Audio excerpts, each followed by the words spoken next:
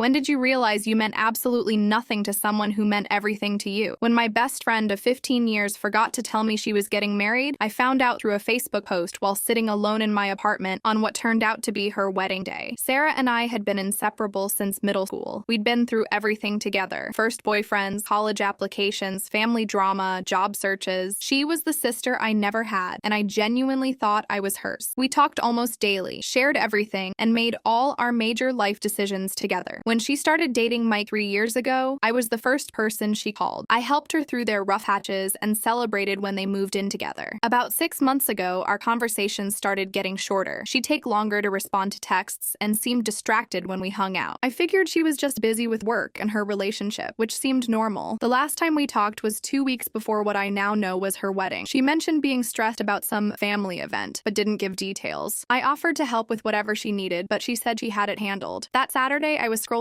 through Facebook while eating cereal in my pajamas. That's when I saw the photos. Sarah in a beautiful white dress, Mike in a tuxedo, surrounded by all our mutual friends at what was clearly their wedding reception. I stared at the screen for probably 10 minutes, thinking there had to be some mistake. Maybe it was an old photo or someone else's wedding, but the timestamp said it was posted 2 hours ago, and I recognized the venue as the country club we'd talked about years ago. The comments were full of congratulations from people I knew. Our college roommate was there, her work friends were there, even her cousin who lived across the country had made it, but not me, her supposed best friend of 15 years. I scrolled through all the photos looking for any explanation. There were shots of the ceremony, the reception, the cake cutting. Everyone looked happy and beautiful, and I wasn't in a single frame because I hadn't even known it was happening. I called her immediately, my hands shaking as I dialed. It went straight to voicemail. I hung up and tried again. Same thing. She'd probably turned her phone off for the ceremony and reception, like any normal bride would do. I waited until the next day to call again. When Sarah finally answered, she sounded tired but happy. "Oh, hey, what's up?" she said, like nothing had happened, like she hadn't just gotten married without telling her best friend. "I saw the photos," I said, trying to keep my voice steady. "Congratulations on your wedding." The silence that followed was deafening. I could hear her breathing, probably trying to figure out what to say. "Oh, that," she finally said. "Yeah, we decided to keep it really small. Family only, you know? It was Mike's idea to have a tiny ceremony, but I'd seen the photos. There were at least 50 people there, including friends from work and college." When I pointed this out, Sarah got defensive. "Look, we had limited space, and it was really stressful planning everything. I didn't want to burden anyone with obligations." The word burden hit me like a punch to the gut. That's when I realized the truth. I wasn't family to her. I wasn't even important enough to be considered an obligation. 15 years of friendship, and I was just someone she used to know, someone who had served her purpose and was no longer needed. "I have to go," she said quickly. "Mike and I are leaving for our honeymoon." She hung up before I could respond, and I haven't heard from her since.